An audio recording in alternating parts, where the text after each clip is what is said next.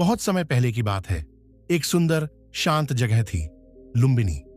वहीं एक दिन राजा शुद्धोधन और रानी मायादेवी के घर एक पुत्र का जन्म हुआ। पूरे महल में उत्सव मनाया गया। नाम रखा गया सिद्धार्थ।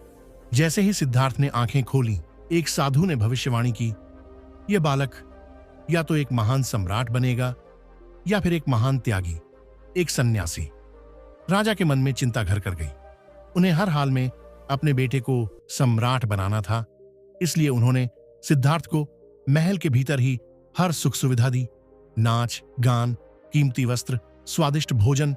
लेकिन एक चीज जो सिद्धार्थ को नहीं मिली वो थी सच्चाई। सालों बीत गए। एक दिन 29 वर्ष की उम्र में सिद्धार्थ पहली बार महल से बाहर निकले और वहां उन्होंने 4 दृश्य देखे।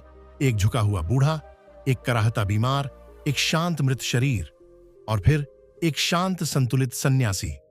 इन दृश्यों ने सिद्धार्थ के भीतर एक तूफान ला दिया। उसी रात जब सब सो रहे थे, राजमहल चुप था। चांदनी फैली थी। सिद्धार्थ चुपचाप अपनी पत्नी और नन्हे से बेटे को देखकर निकले, एक यात्रा पर, सच्चाई की खोज में। 6 साल तक वे जंगल जंगल भटके, कठिन तपस्या की, खुद को कष्ट दिए, बट ज्ञान अब भी दूर था। और फिर उन्होंने समझा, अत्यधिक सुख भी सही नहीं और अत्यधिक दुख भी नहीं। रास्ता है मध्यम मार्ग। फिर एक दिन बोधगया में एक पीपल के पेड़ के नीचे ध्यान लगाकर वे बैठे, घंटों, दिनों, और तब एक गहरी रोशनी, एक अंतरतम की जागृति बोध प्राप्त हुई।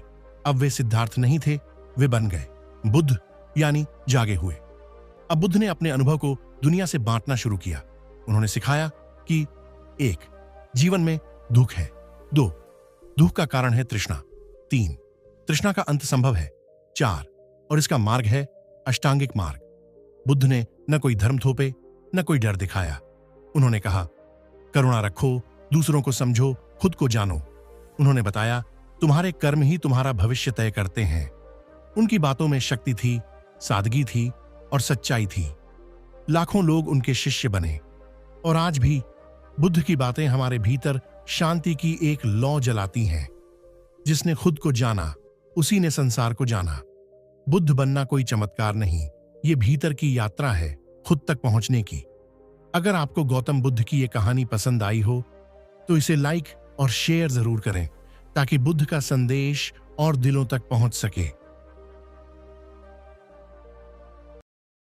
Follow us and don't miss another update.